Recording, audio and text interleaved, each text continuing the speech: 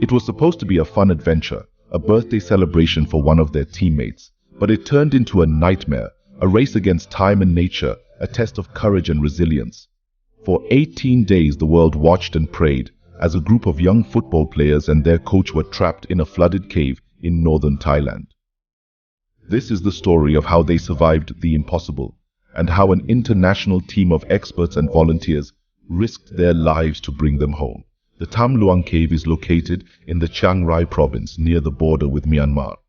It is the fourth largest cave system in Thailand and a popular destination for locals and tourists alike. But it is also a dangerous place, especially during the monsoon season when heavy rains can cause flash floods and block the cave's entrance. On June 23, 2018, 12 boys aged 11 to 16 and their 25-year-old assistant coach, Ekapol Chantawong, or Coach Ake, decided to explore the cave after their football practice. They were members of the Wild Boars, a local youth football team, and they had been to the cave before.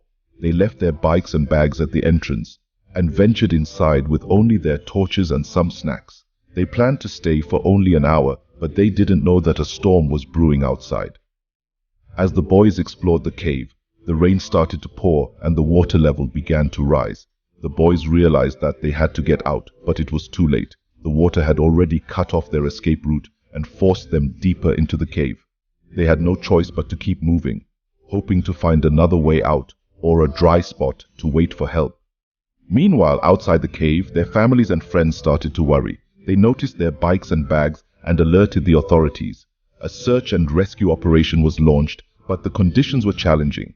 The cave was dark, muddy, and flooded. The water was cold and fast. The passages were narrow and complex. The rescuers had to deal with low visibility, strong currents, and limited oxygen.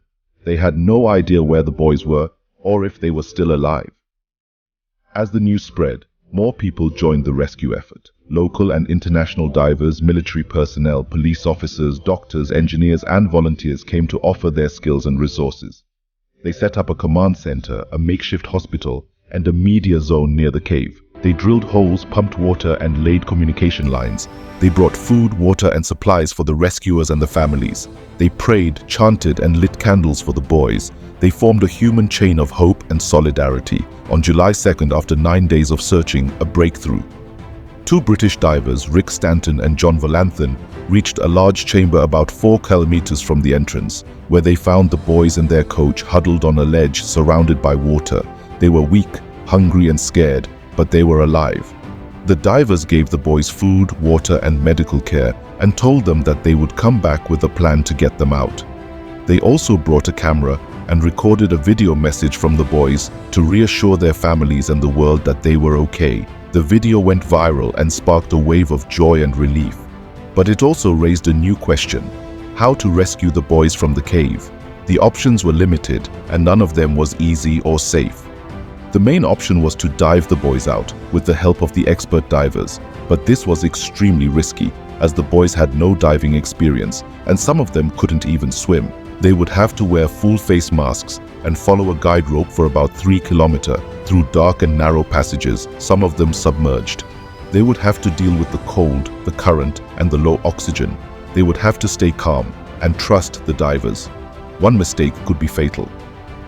The danger was illustrated by the death of Saman Gunan, a former Thai Navy SEAL who ran out of air while delivering oxygen tanks in the cave. He was one of the many heroes who sacrificed their lives for the mission.